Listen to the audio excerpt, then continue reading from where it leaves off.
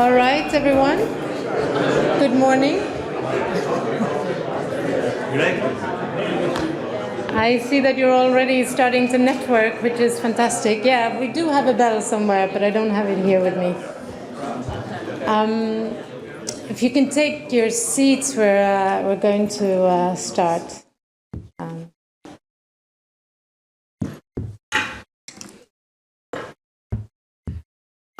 All right. So, welcome everyone to this year's Open Forum. I'm Åsa EKDAHL. I'm Head of Environment and Climate Change at worldsteel.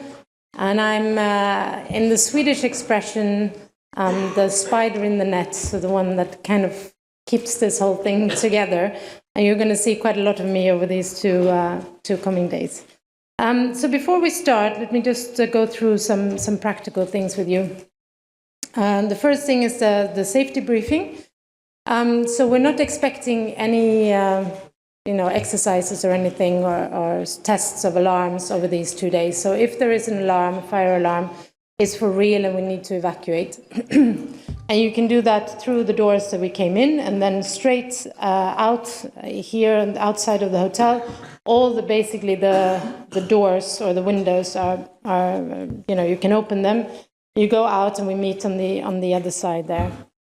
Or if that's not possible, we can evacuate here. You have two doors here on that side, and that leads you to the reception, past the bar and to the reception area, and then to the front of the hotel. All right, so for the first time we do have Chinese interpretation at this event. So on the tables in front of you, you have your headsets, and these are the two channels that we have. I also need to remind you of the antitrust guidelines. So worldsteel adheres to the strictest antitrust guidelines. I won't read them out to you, but you have them both here and also on our website. Just one more slide. And if you have any concerns throughout the event, then please raise them and we'll deal with them as they come up. But hopefully, of course, there shouldn't be anything. I also want to remind you that we have an app for this event. I think you've all been reminded when you did your registration. I'd really encourage you to register for the app. Again, the QR codes are outside, so I'm going to skip that here. But you can read in the app everything about the speakers, for their bios, and so, of course, you can network. You can see who is also on the app, and therefore you can contact each other. And you have, of course, all the event schedules and everything. For the coffee breaks, it's going to be just here outside to the right, where we had the welcome coffee, and that's also where the lunch is today. So everything is really centered here around the room. And also, I think if you have registered now, you've got a question about dinner tonight. So if there are any changes, if you've registered but you need to change it, or if you didn't register for the dinner but you would like to, then please talk to my colleagues in the registration desk. I'm sure we can arrange things.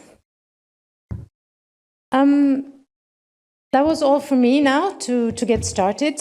So let me introduce to you Edwin BASSON. He's our Director General, and he's going to moderate this first session.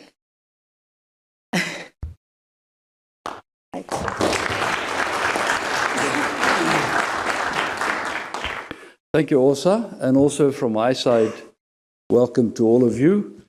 This is the third time, I think as also I've said, that we have this event. There's always a risk that it becomes a bit like Shrek 3, and please, if you feel it turns in that way, let us know. It is our intention not to have this become Shrek 3, but I think we are, for the first time, as an industry, getting in a way ready to move out of the talk shop into the workshop. And with that process, in terms of really beginning to do something around decarbonization, there's a whole bunch of other aspects around decarbonization, things such as how do you measure, things such as how do we make sure that measurements are all in the same done in the same way and in the same direction? Do we choose between different technologies and so forth and so on? And many of these topics will be discussed at this event. So this is really more of an application event rather than just talking about the goal and the policies surrounding decarbonization as a challenge. And it is really a challenge, not only for our industry, but also for other industries and technically for the world at large. Decarbonization is not going to come easy. It's not going to come cheap, but it will come, I'm convinced. If I look at the progress that has been made in plans and new technological developments in the short space of the last 3 or 4 years, I'm personally very, very optimistic that I think we will get there. Maybe not as fast as most commentators want us to, but we'll get there. And this, I think, is what counts. We are this morning quite honored that we have, for the first session, 3 very, very different but very, very important speakers. We'll start off with a video from our chairman of World Steel Association, Mr. Leon TOPALIAN. That will be followed by the deputy director from the World Trade Organization, Jean-Marie PAUGAM, we are honored to have you here. He will give a quick overview of how they see the future. And then we will have John Lichtenstein from World Steel Dynamics giving us a view on how we can expect, with current knowledge, the future to unfold.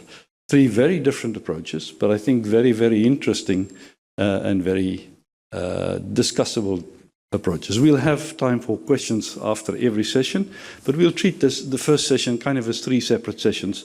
First the video, then Jean-Marie, and then John, and then we'll go to tea or coffee afterwards. With that, I think we can start with the first part, which is Leon TOPALIAN. As you know, he's chairman of Nucor, also chairman of World Steel Association for this year. And he has kindly, he's not able to be with us, but he's kindly made a video, which we will now be playing. So if you guys can get the video going for us, please. It's my honor to welcome all of you to this year's World Steel Open Forum. While I cannot be there with you in person, I'm delighted that the Open Forum is being held for a 3rd time, providing a platform to engage with stakeholders across the global steelmaking community on issues related to the industry's decarbonization. Reducing greenhouse gas emissions is a significant challenge for the steel industry. However, both existing and new emerging technologies can provide a viable pathway to reduce our emissions from our industry. It will not happen easily. Many factors need to come together for our industry to be successful, which is why it's important to have gatherings like this one to share ideas and discuss how the transition to decarbonization can be realized.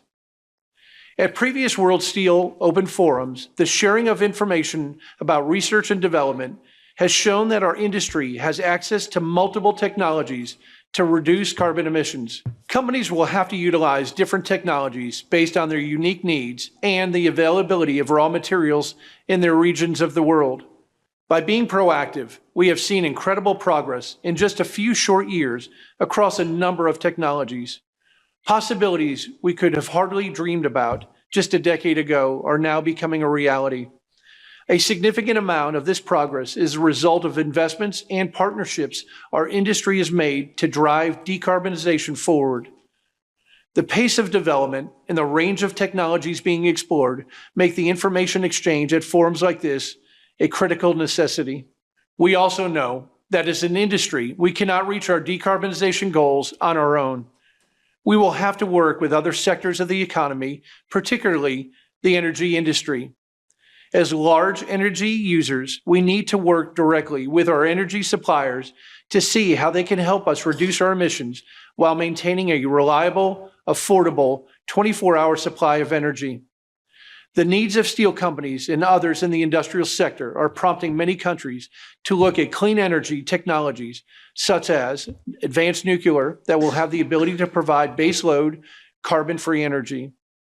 The energy industry can also be a helpful partner in other areas of decarbonization, given their expertise and scale. For example, Nucor is working with ExxonMobil on a carbon capture and storage project in the United States at one of our DRI facilities that will enable us to produce DRI with 80% less greenhouse gas emissions than traditional blast furnace iron production. Partnerships like these will be key to our industry's success in decarbonizing our operations. Our decarbonization discussions to date have also focused on areas where coordinating approaches across the industry would be helpful. Coordination and cooperation are particularly important when it comes to measuring greenhouse gas emissions and reporting reductions in a manner that is transparent and verifiable. The next phase of our talks, which will hopefully begin with this third open forum, should focus on coordinated approaches to regulatory and policy issues.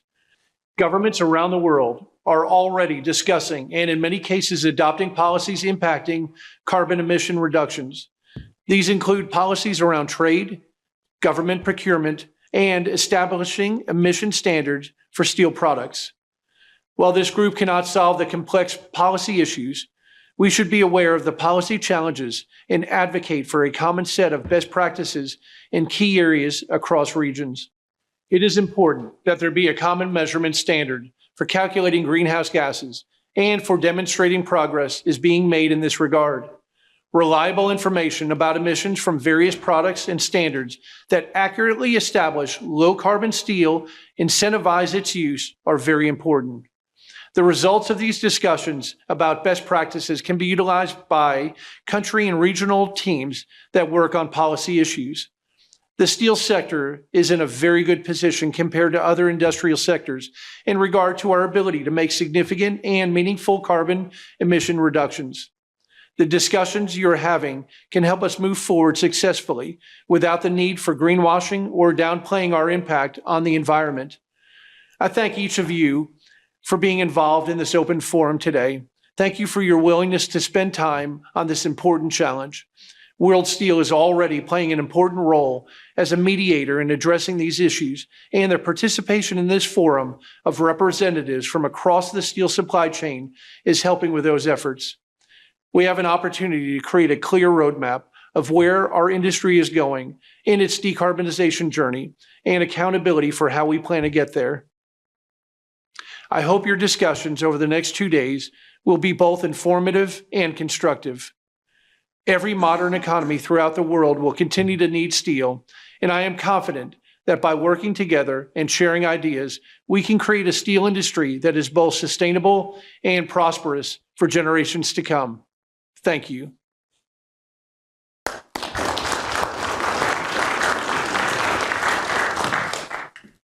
As you've heard, the purpose of this open forum from the very beginning was really to get different actors in the steel industry ecosystem together, to really just exchange views on where the challenges are and how do we address them.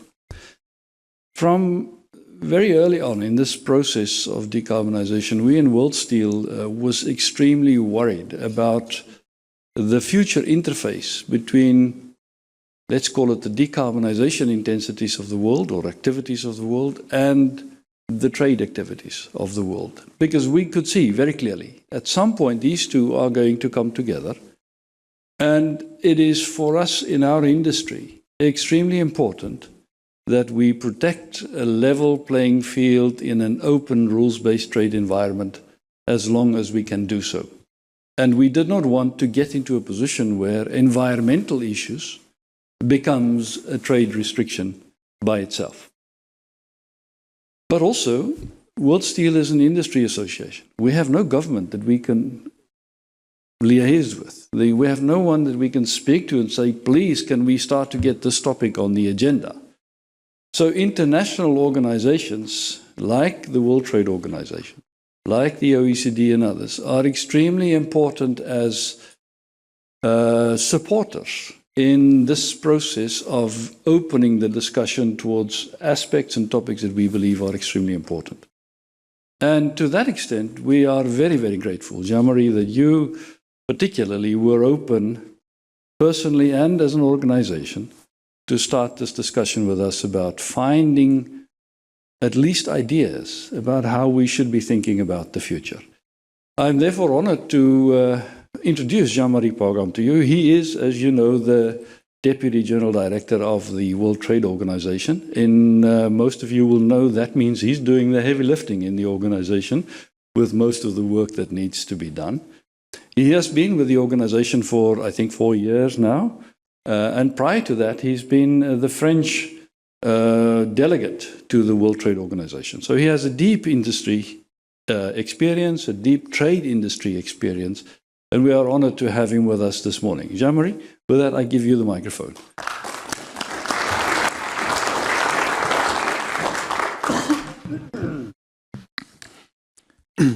Well, thank you, Edwin, for the very kind words of welcome. Good morning, ladies and gentlemen.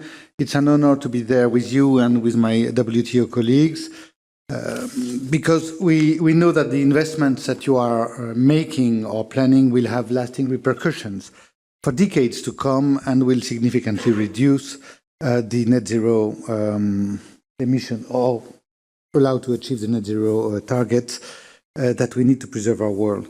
I read, I think it was yesterday or 2 days ago in the Financial Times, an estimate of the amount of investment that you have to do from Wood Mackenzie. The figure was 1.4 trillion. I don't know whether this is accurate, but it gives you an order of the magnitude. And we understand that it can be incredibly challenging for you to ensure reasonable guarantees of return on investment. What will be the winning technologies? What will be the national, regional, or international regulatory framework? What will determine the price tag? And who will shoulder the cost of going green? That type of question. We at the WTO Secretariat perceive also the trade risk that you have been alluded to, Edwin, to these investment challenges. You are part of a global industry. I think 30% of your products are being traded, and globalization is being challenged. You come from a historically brown industry, and the international policy coordination on greening globalization is still lacking at this stage. So, ladies and gentlemen, I'm here to say that we are determined to try to confront these challenges alongside you. And our ongoing conversation on the greening of global steel standards is precisely about addressing this question: how to maintain an open globalization while achieving an efficient green transition. And I just would like to elaborate a little bit on how we look at this from our Geneva window. With the first question is globalization receding? Like you, we see daily news pronouncing the rise of protectionism, the weakening and sometimes even the end of globalization and the world trading system. We notice the creativity of language trying to capture new trends in world trade, such as decoupling, de-risking, reshoring, nearshoring, friendshoring, weaponizing, and I'm sure I've missed some.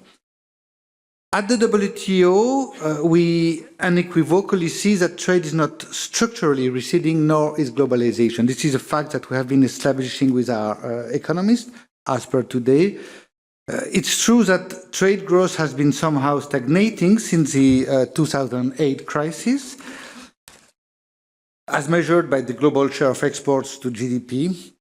And it's true that the economist debate on this matter is an ongoing discussion with many factors at play. But in fact, the overall world trade has proven to be quite resilient, including in the most recent challenging years. It rebounded well after collapsing in the COVID-19 pandemic and has continued to withstand ongoing conflicts. Our projections indicate that global trade volumes will increase by 2.6% in 2024 and 3.3% in 2025, after a fall of approximately 1.2% in 2023. When we turn to the trade policy front, the trends are largely supported by the monitoring that we do in cooperation with our WTO members. While trade in goods has been subject to a range of new restricting measures, on both the import and export sides, there is also a strong trend of trade facilitating measures that outweighs the number of restrictions.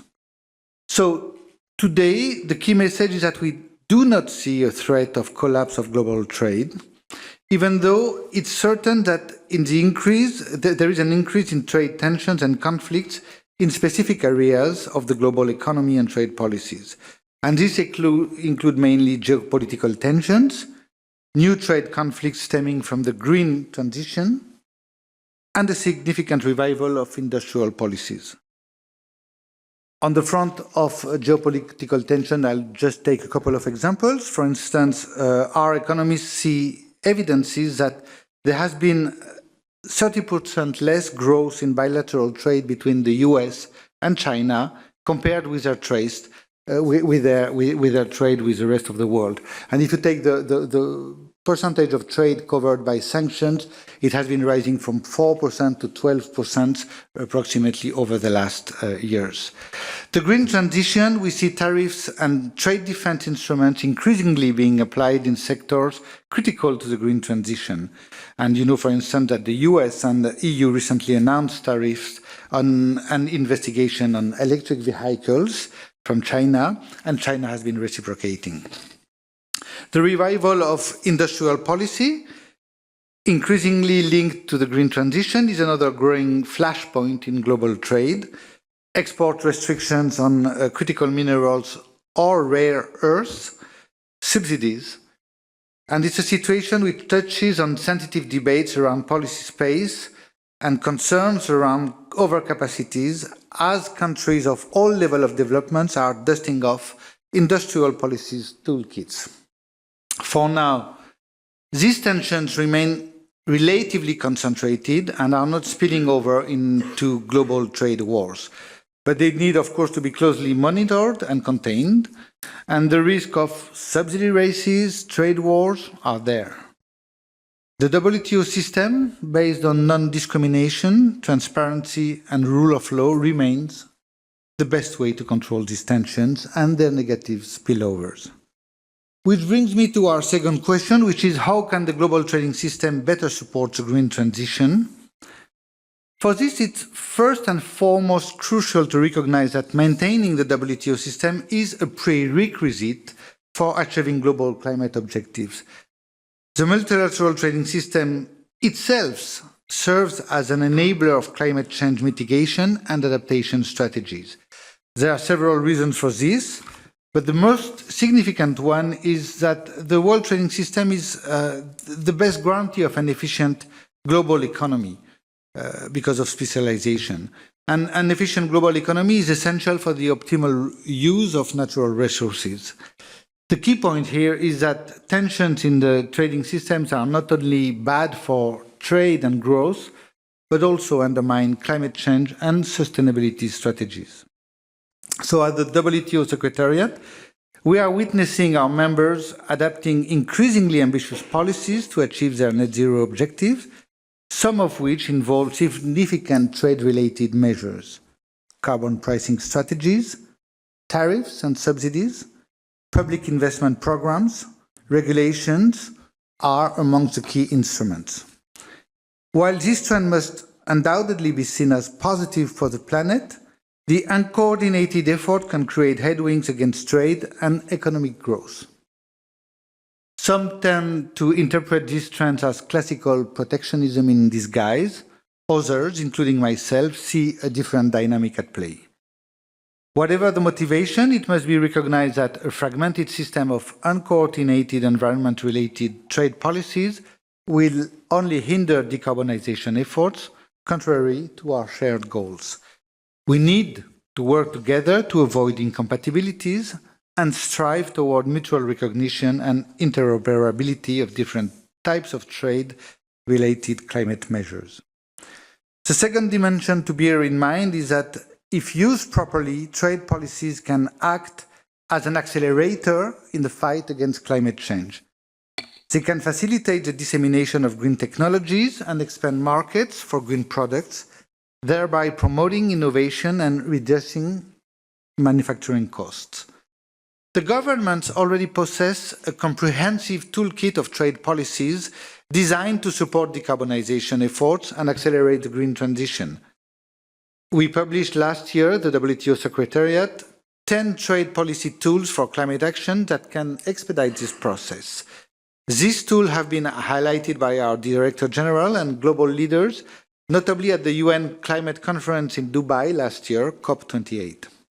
By implementing and expanding upon these policies, governments can significantly contribute to a more sustainable future. We hope to see a bold movement on that front and will try to promote them in view of the next COP. Ladies and gentlemen, you can already see where I'm aiming to conclude. In a heavily traded sector like steel, facing growing markets and regulatory demands for decarbonization, the winning strategy cannot be a strategy of fragmentation. Certainly, some may be tempted in the short term to safeguard their return on investment by retreating behind national borders and regulation.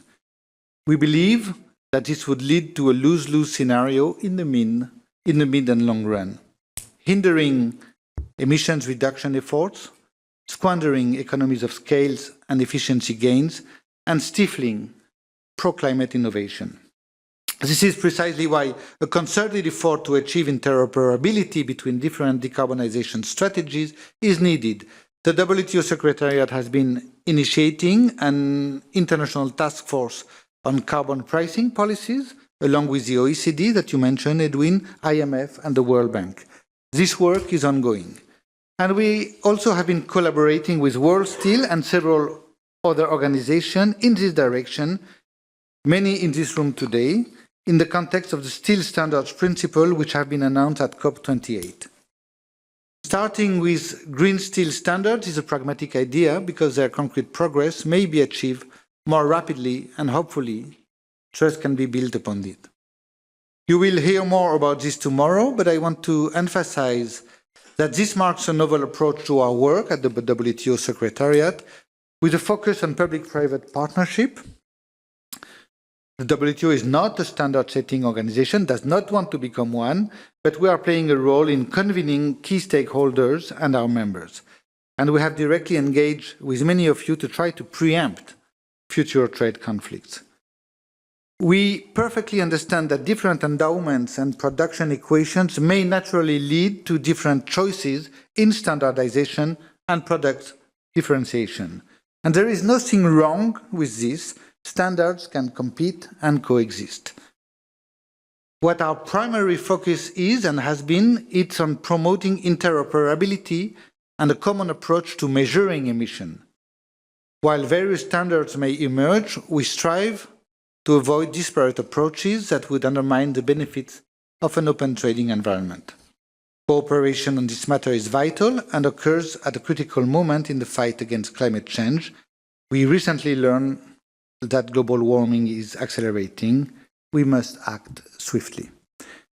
Recently, I was very inspired by your optimistic tone, Edwin, and also the tone of Chairman Topalian, but it was also heartening at the WTO to see that our joint efforts with you to foster steel decarbonization were being acknowledged and welcomed by the two largest economies in the world, China and the United States, which have separately expressed their interest in further discussing this very matter within the WTO. And I'm delighted to see that we are so many of you gathered here today to engage this discussion. Which finally brings me to my final message. Dear Edwin, thank you very much once again for your warm welcome, for our partnership. I think we need to intensify our joint efforts and deliver some bold new step at the next climate COP in Baku in November next year. Merci.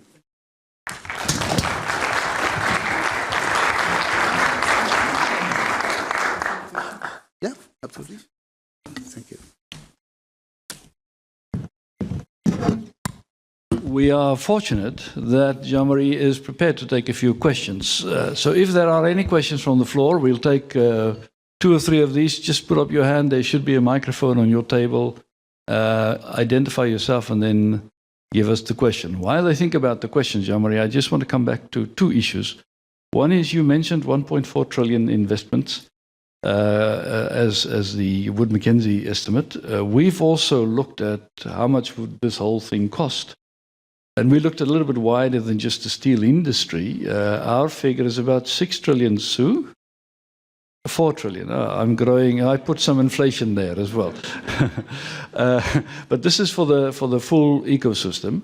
And within that 4 trillion, about 1 to 1.2 trillion, we estimate, is about what comes from the steel industry itself, which over a 30-year time frame is probably affordable with the revenues that this industry generate. But still, it is a big bag of money that needs to be spent. But your figure is therefore just about correct in our view. Are there questions on the floor? Please put up your hand if there are any.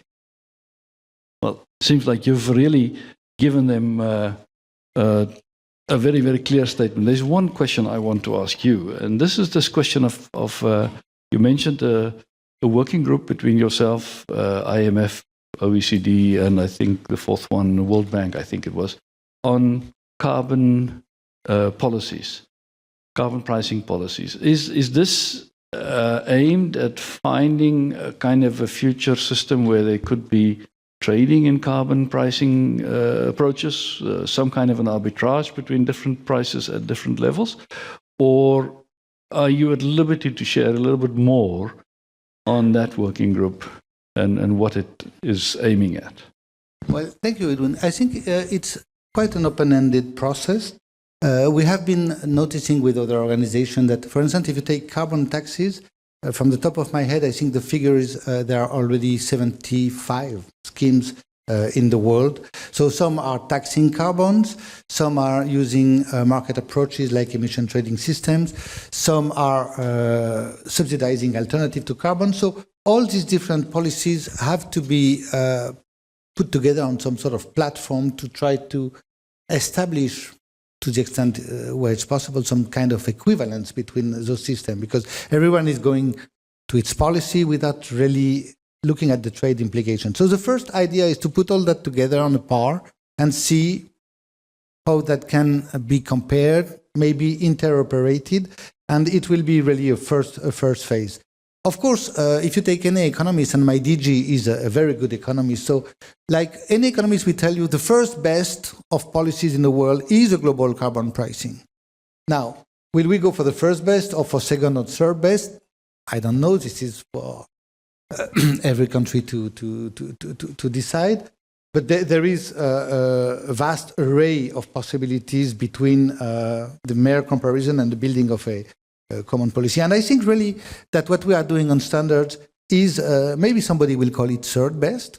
I don't know, let's start where something which works. And this works, and the road that we have been crossing over the last year and a half, I think, is immense. So we can go quite fast on this, and it's very complementary. Because if you have a carbon price, you need to determine the quantity.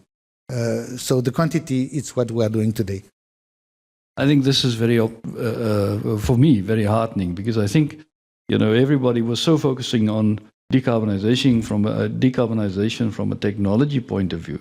But all of these institutional impacts, like carbon pricing, could actually be as important in this whole process of decarbonization, because it deviates a lot of energy for the moment away from the actual work of doing things without generating CO2 or carbon.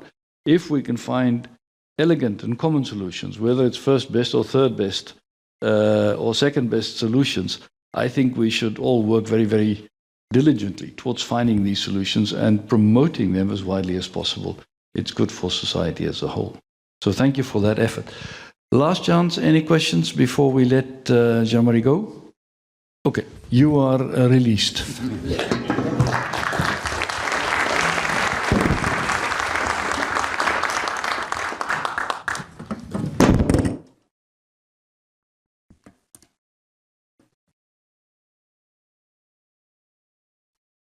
It's like some of my grandchildren, it doesn't want to stay where it's supposed to be. Now, we're also very fortunate for the third part of this morning to have John Lichtenstein from World Steel Dynamics here. John and I met the first time, I think, about 10 years ago in China. But John has been one of those people that have lived basically in all the important steel-making countries in the world. I know you also lived in India, I think you said at some point. You now live in America. The only place you have to come to is Brussels, because that's also an important steel influencing country in the world.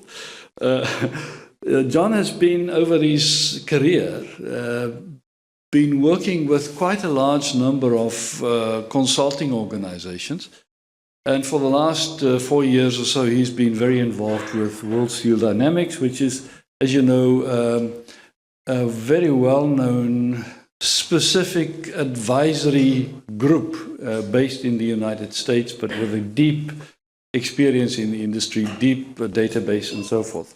Many of you may know that this was created by the illustrious Peter Marcus, whom I met for the first time about 40 years back when he was still a consultant with Citibank, I think, in those days. And then he went out and he did this World Steel Dynamics, which became a very, very significant player in the steel market.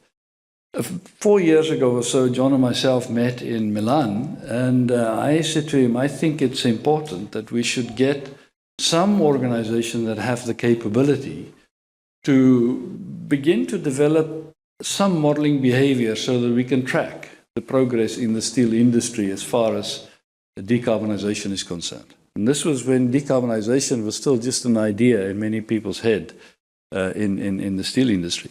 John took the challenge with his team at World Steel Dynamics and really came up with what I think a very, very robust model based on deep data, where they can have a view on how things can develop into the future. And he's been very, very kindly agreeing to share this with us this morning. So John, if you can come and take us out of our misery and give us your view, and we can take questions after that directly. So I give you the microphone.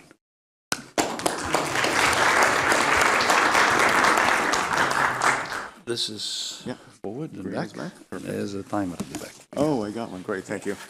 Well, thank you, Edwin, and thank you for that kind introduction, and thank you for the prodding 4 years ago to get us going down this path. We were kind of going anyway, but certainly accelerated. Right.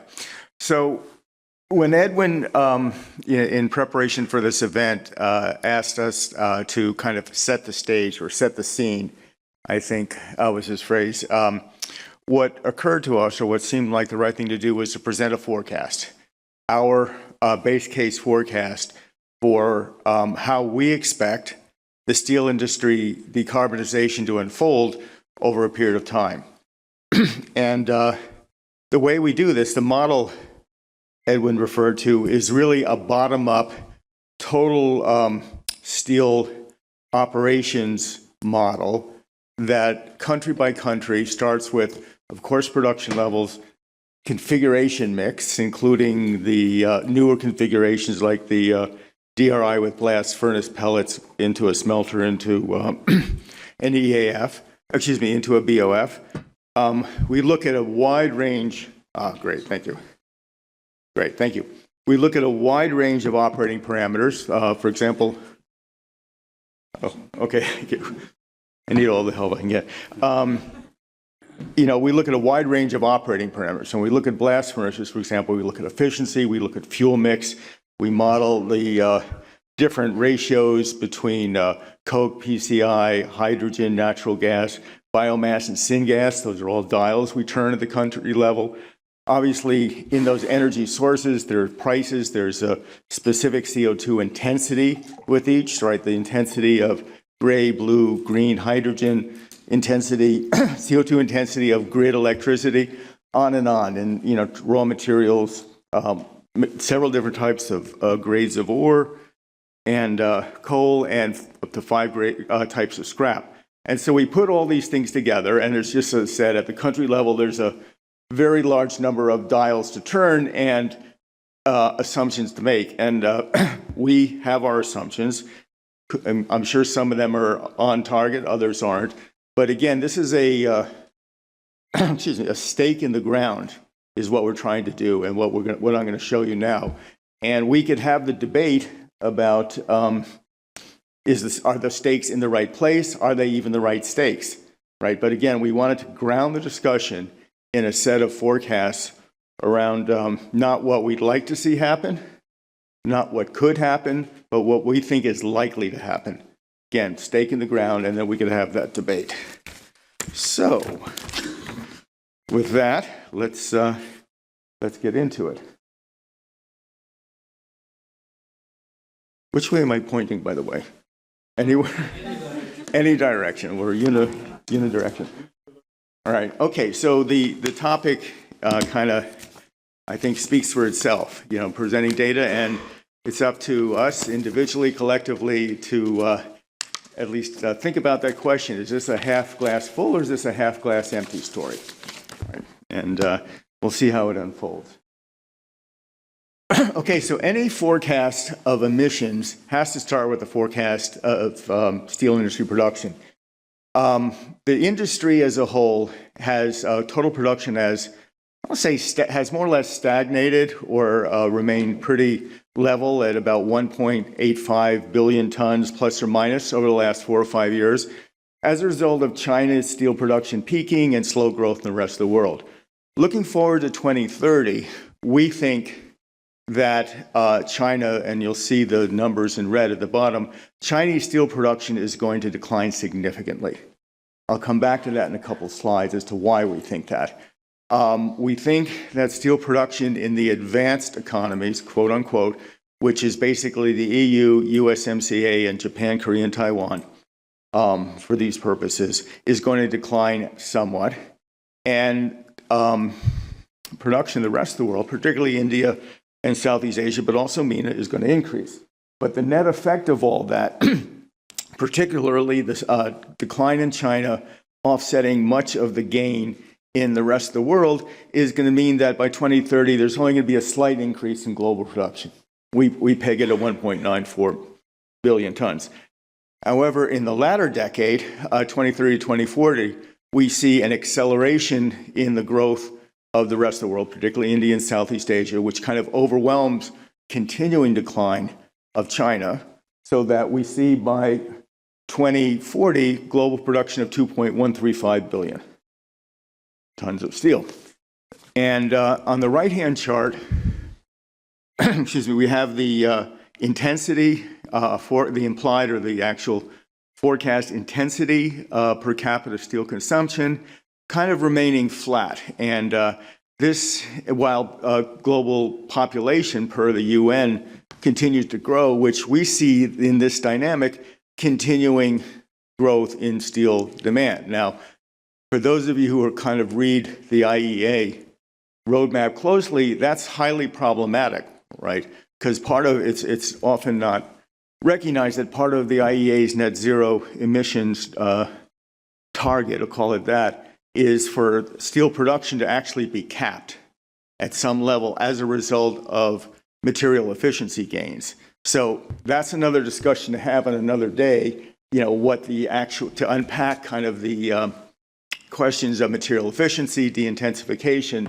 But for purposes of today, this is our forecast for what we think demand and consumption will be.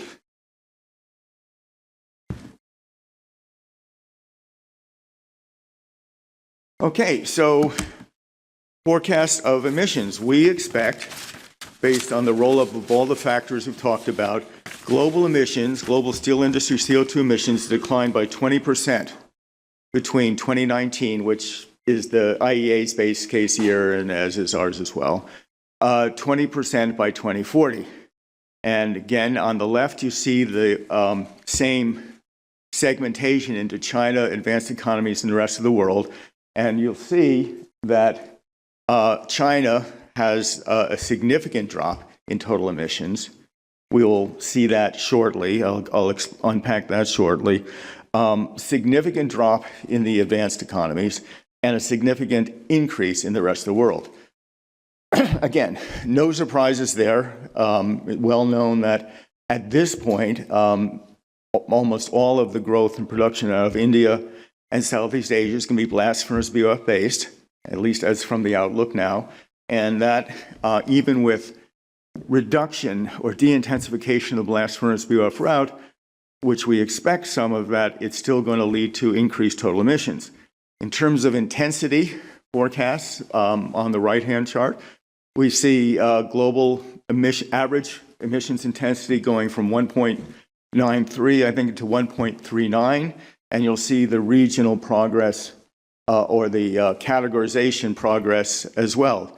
The advanced economies make the most significant decrease, but all regions decrease their intensity, even though the total emissions, in the case of the rest of the world, are increasing, the average intensity declines. And again, at this point, we should remind ourselves that there's really two ways of measuring steel industry emissions, right? One is intensity, which is really the most useful metric, I'd say, internal metric, right? How we as an industry measure our progress based on things, most of which we can control, not all of them, right? But it basically lets a company, a country, or an industry track its improvement based on what the intensity is. But the external, the other metric, of course, is total emissions, right? Which is kind of what a lot of the rest of the world, and certainly what the climate cares about, right? Is actually how many tons of CO2 you're putting out there. And so, you know, it's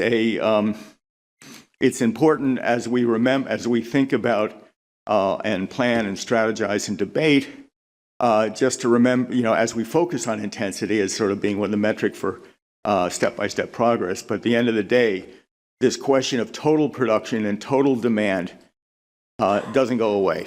But again, that's for another day.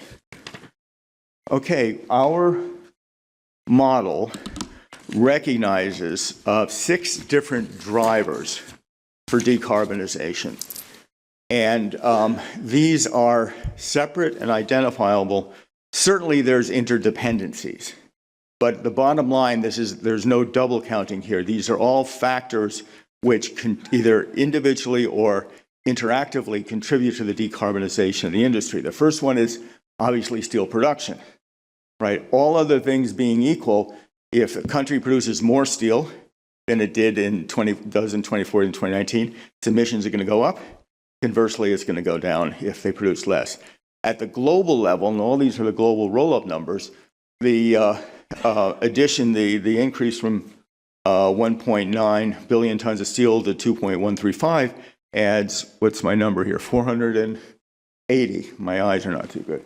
Yeah, 480 million tons of carbon, CO2, that otherwise wouldn't occur were it not for that growth in production. Now, offsetting that is a category of EAF, production share and production, right? So the shift, and we'll have some more numbers in a minute, the shift to more EAF production, EAF share of production, actually contributes to a reduction in CO2 emissions. My eyes are getting terrible here. 460 million tons. Fair enough. Now, when it comes to trying to estimate the impact of DRI and the reductant mix within DRI, mix meaning percentage of natural gas versus hydrogen of blue, green, or gray variety, it's actually a little bit complicated because the more DRI you use, if it's relative to scrap, right? If you're thinking of using DRI to replace scrap, then you're going to increase emissions, right? I mean, if there's any natural gas in your DRI reduction, right? Because by definition, scrap is near zero, and any DRI, even with any amount of natural gas, is going to have a higher intensity. Conversely, though, as you add hydrogen to the mix, and particularly low emissions green or blue hydrogen, you're going to have a positive effect on emissions. So lots of things going on here, country by country, but it nets out to that 50 million ton reduction. Grid intensity is just as it suggests. This is based on a 20% reduction in the assumed average grid intensity, country by country. Again, this is all done country by country. So, Sweden starts at a very low level. India, China start at high level. We make an assumption about improvement or reduction in intensities. And this is the contribution that makes to global steel decarbonizations, electricity impacting most obviously EAF production, but all the electricity consumption in a steel mill, in the steel operations. Carbon capture, use, and storage. Here we're entering into more controversial territory, potentially controversial. We're skeptical. We're skeptical that CCUS is going to have a significant impact on blast furnaces. For a CCUS for blast furnace will have a significant impact by 2040. We think there are all kinds of technical, economic, practical, regulatory, and ultimately financial reasons for this. CCUS is a cost. Doing carbon capture in a steel plant is a cost. And if thus that cost is recovered somehow, there's no incentive for a steel company to make that investment. So in terms of either subsidizing the capital associated with it, or more significantly, having a carbon tax, right? In a carbon tax, you can value the cost benefit of, as a steel producer, investing in CCUS. In the absence of a carbon tax, why do it, right? I mean, to be completely cynical about it. Now, when it comes to DRI, we think DRI, and so I think our base case here is that only 5% of blast furnace gas is captured, but 30%, 30%, for DRI. Why is DRI more amenable? Well, first of all, you're talking about a much lower volume of gas. You're talking about a different admixture of gas. Blast furnace gas has a lot of nitrogen that has to be dealt with. You're talking about the technologies which already exist and are ready fit to capture that. Not obviously the Energiron, the Tenova Danieli technology has that built in, but Midrex has their technology which is amenable to carbon capture. And also, significantly, a lot of the DRI plants have been built and will be built where their natural gas is available, right? Because that has historically, and for some time in the future, is going to continue to be the dominant reductant. Well, where there's natural gas, there's also more likely to be pipeline infrastructures and locations for sequestration, right? So all kinds of reasons why we think DRI, CCUS for DRI is going to move forward much more quickly than for blast furnaces. Edwin, is that my time just to talk, or does that include our Q&A? All my time to talk. Okay, good. I want to see if I need to change my pace here. Okay, so next slide kind of summarizes the region by region progress that we see. And what obviously jumps off the page is China, right? We see China reducing its emissions, the Chinese steel industry reducing its emissions by 865 million tons between 2019 and 2040. How do we get there?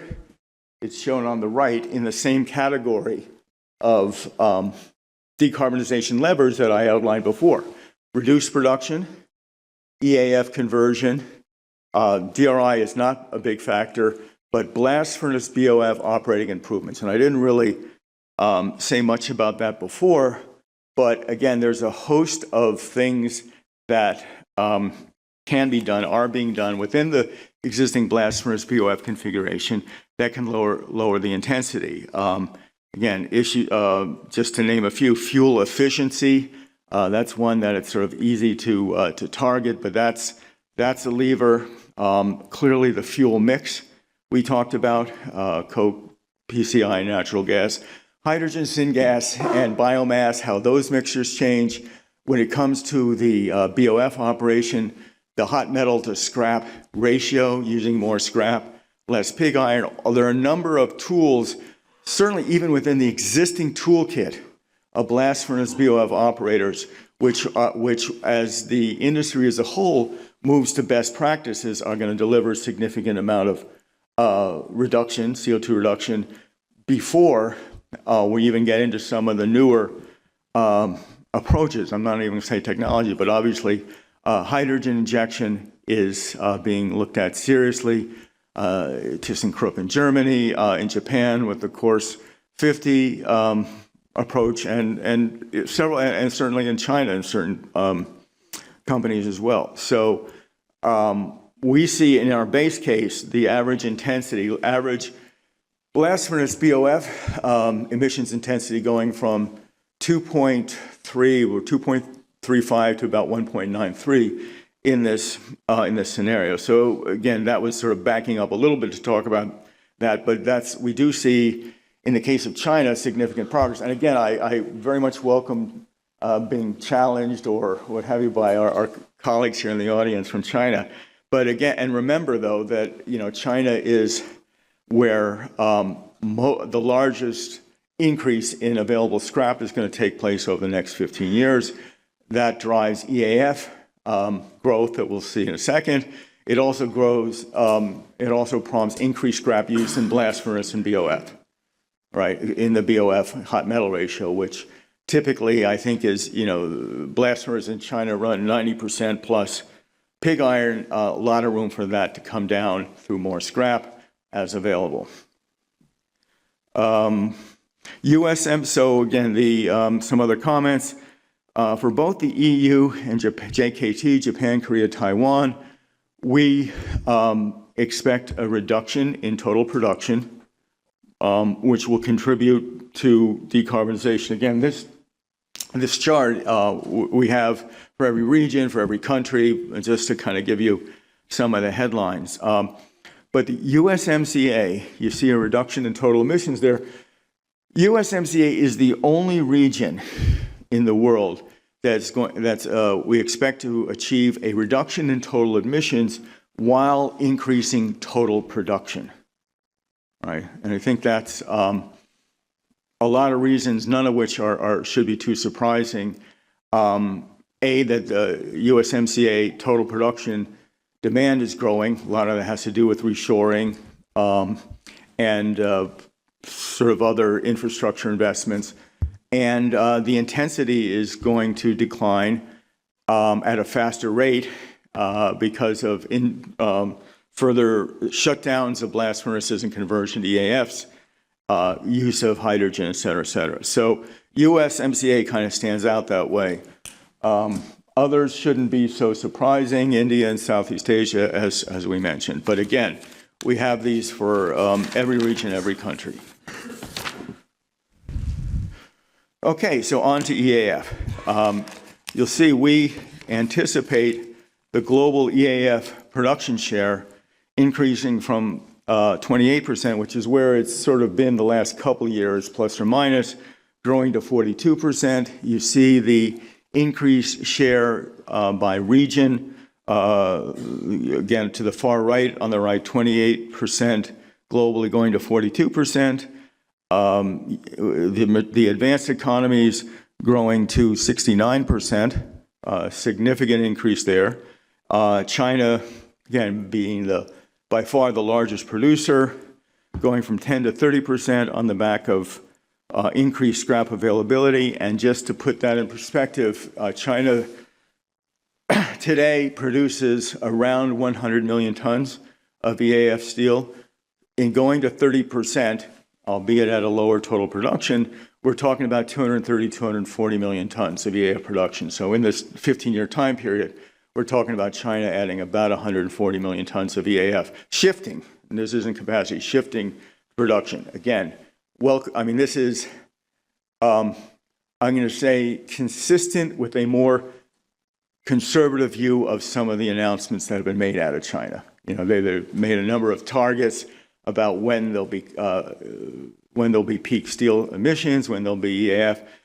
We think this is kind of a reasonable expectation of how they will actually move forward. I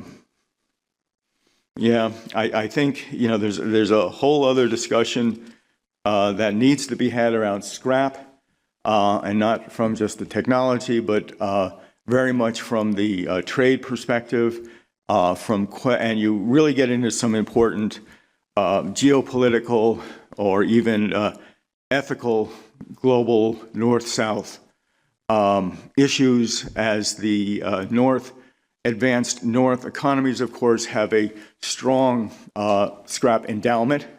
The word I think was used based on the many, many decades, centuries of high steel demand growth, steel production and demand, while the developing countries have a much lower scrap reservoir, accessible scrap, but have a greater need in terms of their decarbonization options. Again, we talk about India.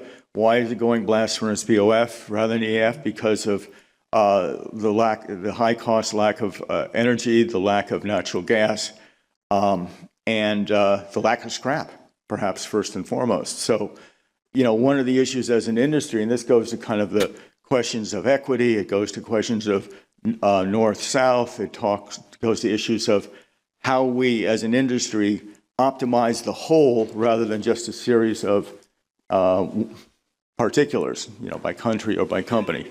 So again, leave it at that. But I think the scrap issue, and I think the latest numbers are something like 60 countries have some form of export restrictions on scrap now, which is, and again, a lot of those are the developing countries who are trying to retain the little bit they have. But this, I imagine, this becomes a pretty emotional, can become a pretty emotional conversation in the context of the EU and even the USMCA at some point. But again, let's just making that note. Okay, so sorry for all the numbers, but at the end of the day, this is about numbers, right? So what this table shows are the numbers that underlie the base case scenario we talked about. And the question that I think all of you are likely can or should be asking yourselves is how feasible are these numbers? How realistic are these numbers? We think, again, in terms of the roll-up of our country by country assumptions, we would categorize these assumptions as achievable but stretch. Okay, and so what are they? Well, we've talked about EAF production going from 700 million to 900 million tons globally. And that is constrained by scrap, right? We forecast that there will be about 965 million tons of obsolete and prompt scrap available globally to support EAF production. That's pretty much in line with a 1.2 billion ton availability by 2050, which is what there's kind of an emerging consensus among a number of the analysts that that's kind of what we're looking at. So in our 2040 base case, we say, okay, how much scrap is there? If we want to drive to that 42% EAF share, how much DRI do we need? And we're probably showing a DRI number here, which is a little bit lower than certainly some people would have you believe. But if you're looking at a recent pattern of some curtailment or delays in construction of DR plants, particularly in the EU, I think it lends some measure of caution to forecasting DRI production. Our number, though, does include an estimated 15 million tons of exports of green DRI from mainly Middle East, Australia, and some from Brazil within the green hub model that a number of people talk about, and we think definitely has some momentum. It's not going to totally change the face of the industry by 2040. We'll see about after that. Iron ore stays pretty much the same. There's a little more better yield of ore to DRI than ore to blast furnace. So as the ore mixture switches, then you're getting a little bit of movement in that line of ore, but basically not changing. Coal consumption, right? We see a significant drop from 905 million to 680. Now, some people in this room, I'm sure, are going to look at that 680 number and say, no way, right? That's unacceptable. Let's have the discussion of how we change that number, okay? Because, based on all the other assumptions, this is what we're looking at, based on all the preceding assumptions. So we could have the discussion about what needs to change or how we change that. Grid intensity, again, as shown, significant reduction. Again, average grid intensity, and certainly many companies are entering into power purchase agreements, which will enable them to have electricity at even lower average CO2 intensity. This is, again, just using average grid figures to drive the analysis. But there's blast furnace fuel rates. Again, there's many, many measures you could use of the decarbonization within the blast furnace VF route, but that's just the measure of blast furnace efficiency. And again, none of these are,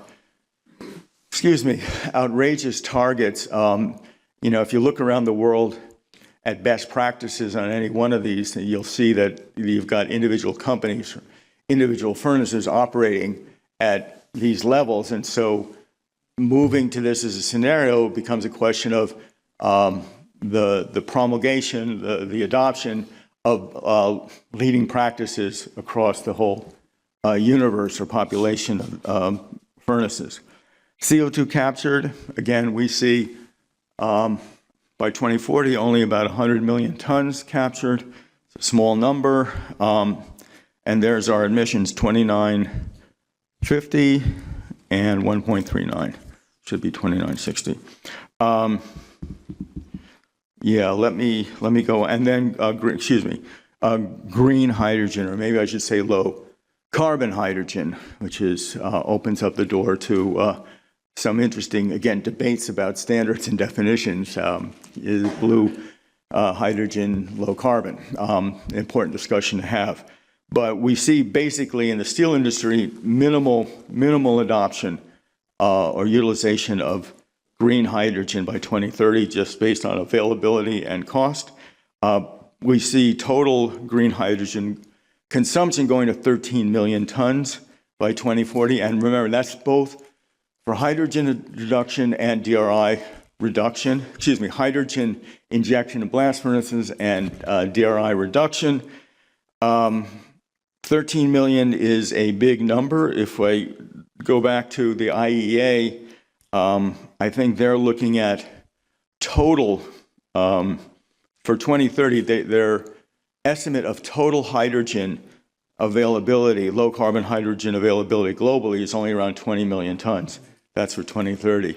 30% of which is blue hydrogen. So haven't been able to cull out their 2040 forecast, but one would argue, and there certainly are hydrogen skeptics in this room and outside the room who would say that 13 million tons of green hydrogen by 2040 is really a stretch. But again, for us, it's within the realm of possibility. So where does that leave us? I think the chart speaks for itself. On the left-hand side, the progression from 1.94 or 1.93 average intensity to 1.39 by 2040 puts the industry pretty much in line with achieving a 1.0 average intensity by 2050, which, if I'm not mistaken, corresponds to what the IEA's SDS, their Sustainable Development Scenario, looked like a number when they first put out the report, the roadmap. But on the other hand, if you're driving toward net zero, and again, there's different definitions of what that means, but if we take it to mean something less than average intensity of 0.5 kilograms of CO2 per ton of crude steel, we ain't on the mark for that. And the gap between what 2040 emissions are expected to be under this model and what they need to be to align with that latter glide path is 800 million tons, or 835 million tons. We need to find another 835 million tons of reduction by 2040. So, as a thought experiment, what might that look like? So again, lots of numbers to look at. Again, you'll all have copies of this presentation to go through in more detail, but and there are just an infinite number of dials to turn, assumptions to make to get to 1.0. So the approach we took here was to to turn all the dials, right? And one passed what we thought was a stretch to using the word heroic, but here they are. I mean, one is increasing total EAF production. It should be 900 million to 1.05. In other words, increasing the average EAF share to 50%. Because our total scrap is constrained, we have in order to support that additional EAF production, we need to increase our DRI significantly. So we go to from 235 to 365 million tons of DRI by 2040. Iron ore consumption changes a little bit. Coal goes down, doesn't hit zero. Coal goes down to 550 million tons. We got to drive the grid intensity or average grid intensity, or at least the average electricity delivered to steel producers down to 0.225 kilograms of CO2 per kilowatt hour. Again, there's some countries that are achieving that today, not a problem, but it's a global average. Again, considering, you know, India and China will both have peaked their coal use, the coal, peak coal share of energy production, of power production by 2040. They'll be on a downward slope of coal as a percentage of power generation, but getting to this as an average is significant.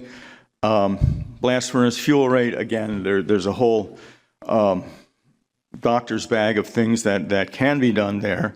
CO2 captured, right? Moving to 50% of all DRI off-gas captured and 35% of blast furnace creates 400, or again, in this scenario, 480 million tons of CO2 captured. Big number, very big number. And increasing green hydrogen, basically doubling it, so that on average, it's 50% of the DRI reductant mix and 30% of the blast furnace is the other factor. You do all of those things, and it can get you to 1.0. Now, what does that look like graphically?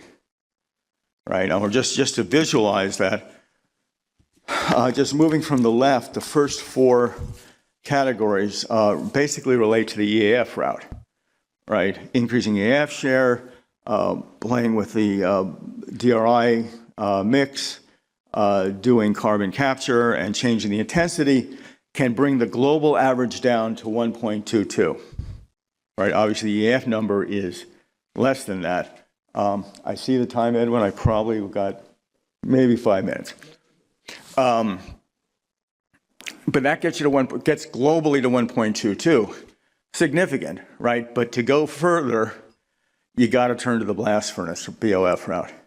And again, you know, one could always argue that, well, why not just shut everything down to the right and just go DRI EAF? And this goes to the question of, you know, how much capital and the timing of capital. As, you know, as Edwin said, you know, eventually there can be enough capital, but will there be the capital in this period of time available, and also the ability of companies to write off all the stranded assets?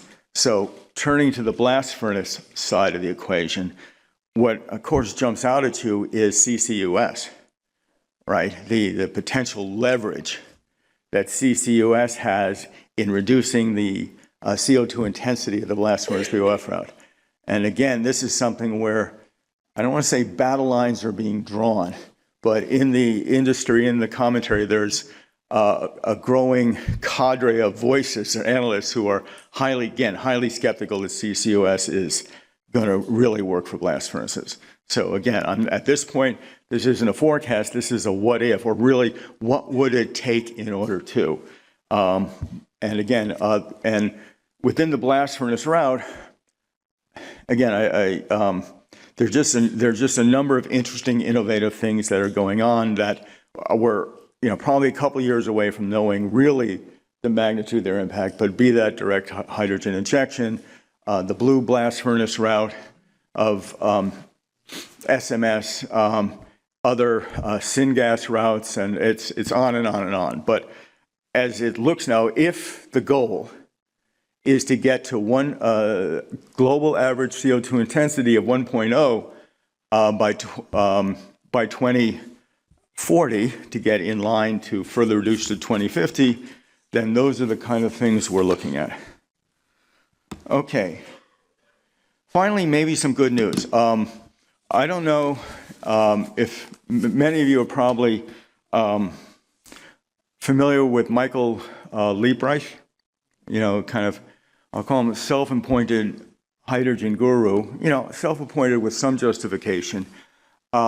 He's got this great concept of the hydrogen as the Swiss Army knife. Basically, the view is it's the answer to everything.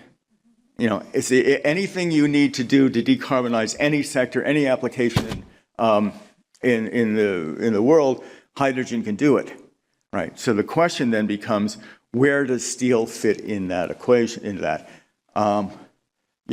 steel kind of is a little box like all the other box, the upper left-hand corner.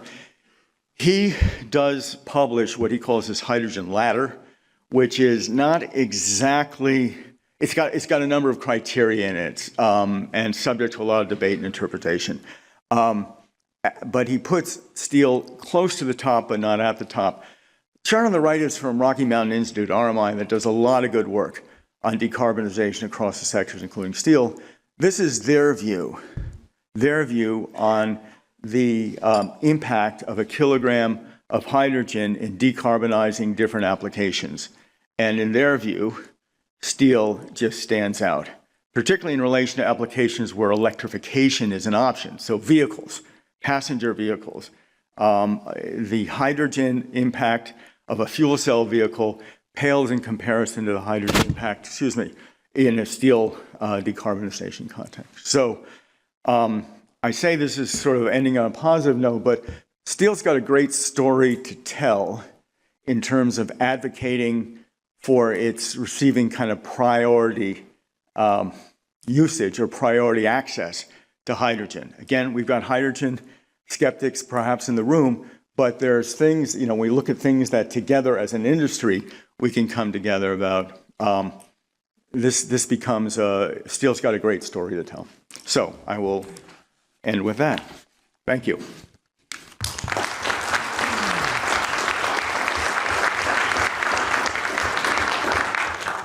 John, firstly, thank you for justifying my optimism this morning.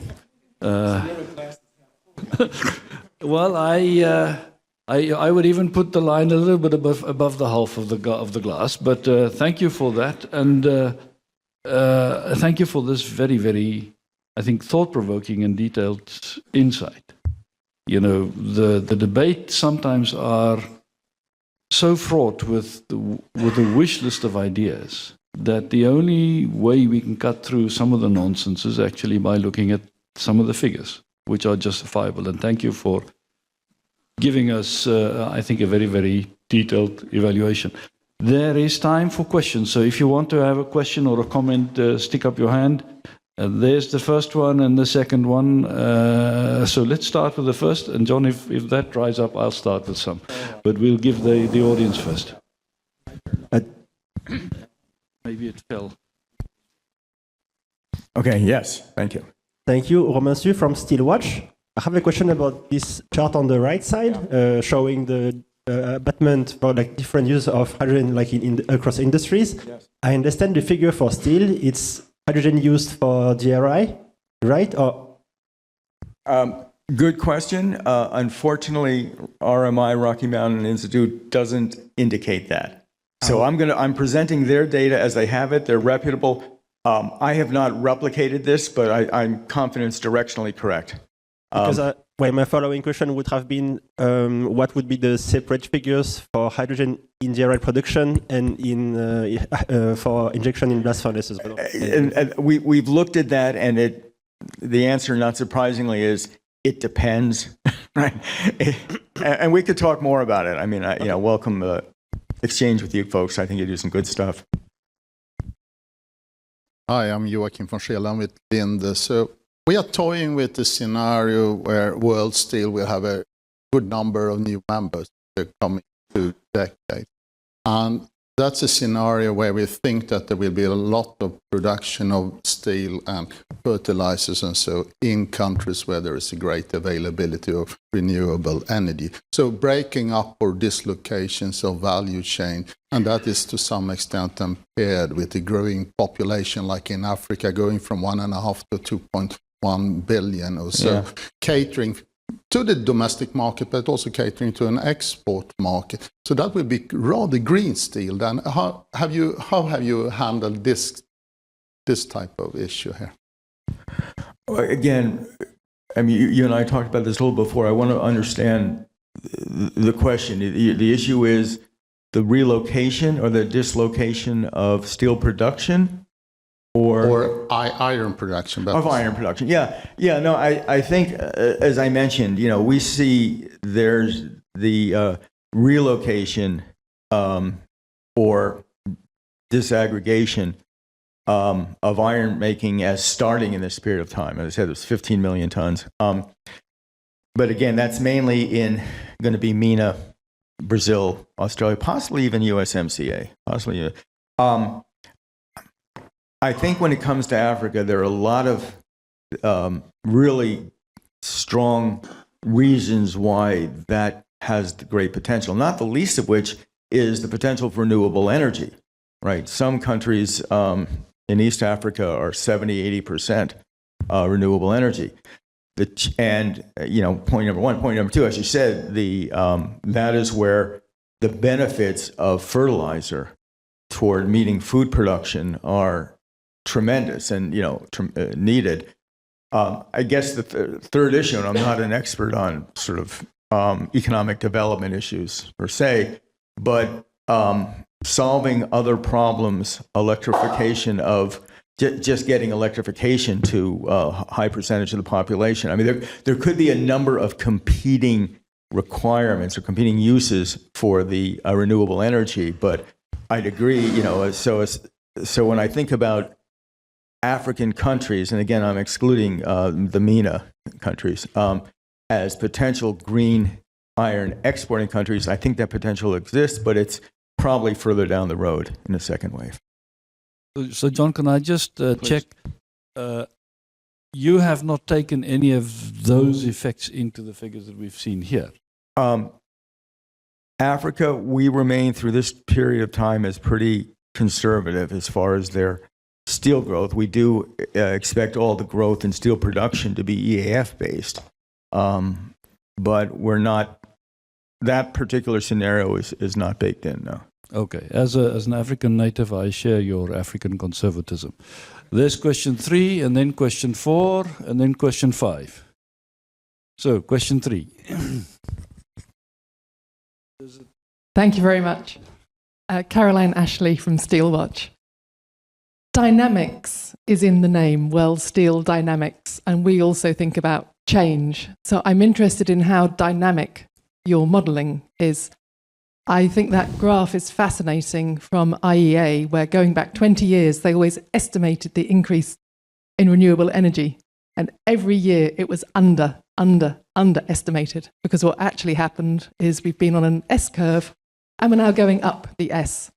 So things change faster than people expect or expected 5 years ago, 10 years ago, and that's proven on that graph from the IEA over all the years.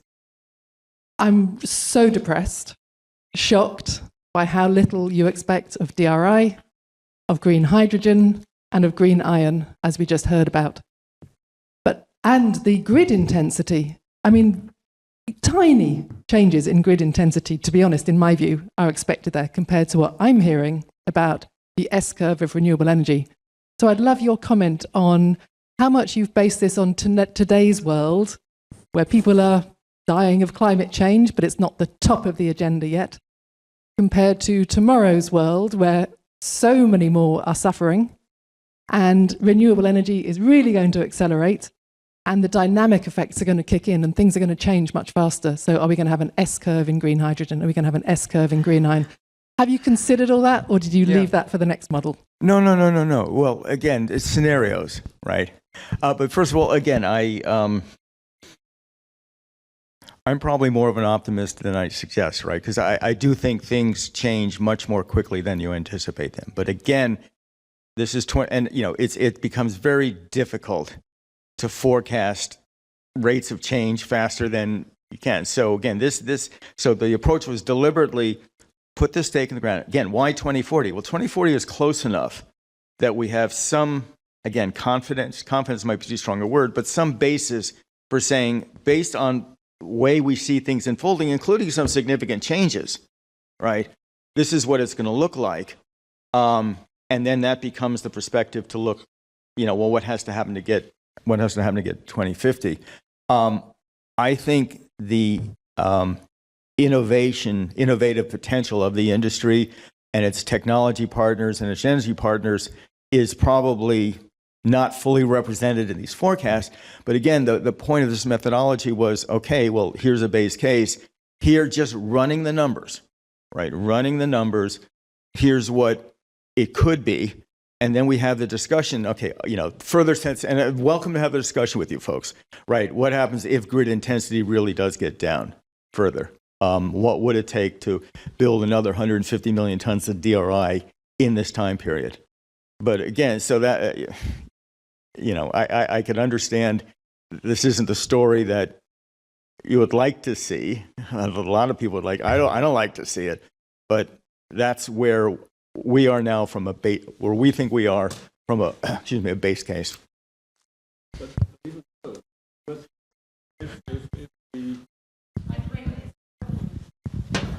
If I can borrow, if we can take this pessimistic scenario, if I use the converse to your words, and that gives me already quite exciting results, I'm even more optimistic if your S-curve ideas come into play. That helps us to move even further forward. Question 4 was there. Before we take question 4, between now and coffee, I have time for, let's say, 2 questions more. So book your spaces now. Put up your hand and I'll see it, but we take question 4. Thank you so much, John. A great presentation. Adina Renee Adler with the Global Steel Climate Council. I want to come back to the scrap supply questions and issues and bring it to trade, since our trade colleagues are still in the room. I want to try to understand, maybe you can answer some of the implications of the various trade policies that are popping up in the world as it relates to scrap, especially export bans, because I think that is going to put pressure on supply, global supply, and whether or not there's enough demand to generate the interest in the recycling industry to process more, and then that's going to have a price pressure. There's a lot of discussion about scrap supply scarcity from a quantity point of view, but also a quality, especially in Europe, a quality point of view. And then the questions always come back to me like, well, all that's going to do is increase the price and the cost of scrap. So, that's going to put pressure on the steel mills to want to purchase more. But we got to come back to how these trade policies have an effect. And just as an asterisk question, sort of a sub-question, you said something in passing about USMCA in the context of your discussion about trade measures. USMCA as a block is free trade in scrap, but also individual countries with the rest of the world. Canada and the United States have zero tariffs. Mexico, I think, has some very, very low, moderate tariffs, which of course is free within USMCA. So there's full and free trade of scrap between North America and the rest of the world. So I wasn't sure what you implied by mentioning it, but I do want to come back to just the broader, how trade policy affects on scrap prices. So thanks for the question. I mean, there's a whole lot to unpack on scrap, but just taking that last point first, I made that comment from the perspective of even with increased DRI production in North America, we expect scrap consumption in USMCA is going to increase by about 15 to 20 million tons. And within that context, we expect there to be a growing advocacy, not for some type of export controls from outside the region, right? Not a prediction. I think, based on observing the way the U.S. industry has conducted itself over the years, and just sort of by logic. So that was the particular, sorry, it was a little bit oblique, but that was the way that, I can anticipate in the future. So let me just say, I mean, scrap, just a whole lot of things to think about. Again, the forecasts that are out there are based on a continued recovery rate. Now, that in itself, the jump in the volume of scrap that's shown here is huge, right? And it actually will overwhelm a lot of the infrastructure and systems in many countries, including the US, for handling that volume of scrap. So one of the things, again, at the OECD, this has been a topic of discussion from a government, intergovernmental standpoint, how to promote investments and support for increased scrap collection, processing, and segregation, which goes to your point about scrap quality. You know, there are technologies. POSCO gave a great presentation at OECD a couple of weeks ago on just this question of using artificial intelligence and visualization to improve scrap segregation to get the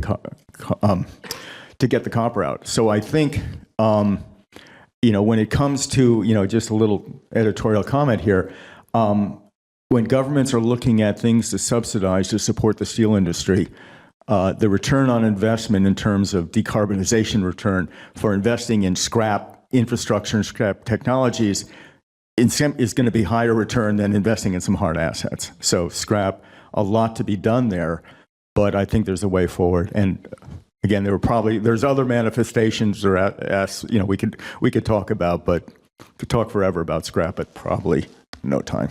Last question is an online question. Yeah. Thank you, Edwin. John, thank you for the presentation. I'll just read a question from Hassan from the Turkish Steel Producers Association. Yeah. So his question is about your thoughts on molten oxide electrolysis, MOE, and how it compares to the hydrogen-based steel technologies. And the other question is the challenges from the DRI grade iron ore supply to the expansion of the DRI route, but I think that was mentioned. But no, let me start with the second one, which is a lot easier. We think the question about a shortage of DR grade pellets is a red herring. I think it's not going to be the factor that everyone says is, in part because of the ability to melt blast furnace pellets in DRI, followed by the smelting route. It's followed by the smelting route. So yeah, there's technical factors to be worked out in that, but we think that is not going to be a huge obstacle to the growth in DRI production. As far as the first question, again, please repeat just the first part again. It was just your thoughts on molten oxide electrolysis. And again, you know, we're in the, I don't want to say skeptical, but conservative. Again, my escape hatch is this is a 2040 forecast, right? And it doesn't move the needle to 2040. I'll come back next year and we'll talk about 2050. But I just think, you know, lots of issues of scaling and really access to renewable energy, right? And then, you know, there's a whole, you and I have talked about a whole set of issues. You know, I talk about how the steel industry as an industry can assert its justification for privileged or first access to scarce resources. Within the steel industry, you've got some interesting debates about, I think one question was, what's the efficacy of hydrogen for a blast furnace versus hydrogen for a DRI? And what's the best use for green electricity? Is it molten iron electrolysis? Is it running your EAF? Et cetera, et cetera. So there's a whole lot of interesting debates within that area that look forward to having. Thank you. My microphone has stopped working, so I hog this one. John, I think we've run out of time, but just the questions from the floor shows you there's a huge amount of interest, not only in the outcome, but also the detail behind your answers. And what you've done is beginning to lift the fog a little bit. It can be so complex, this question mark. I just hold on to the fact that even with a conservative approach, we are beginning to see with some clarity now that there is an honest expectation for a big reduction in CO2 emissions in this industry. You mentioned 20% over the next 16 years. That I will take with great thanks. And I thank you for your participation in this process. This presentation, as John have said, is available to all of you, but if you want to see more detail, unfortunately, you'll have to speak to John and take out some money, and then you can see the details. So, John, once again, thank you for this, and let's go to coffee. Thank you for a good morning session.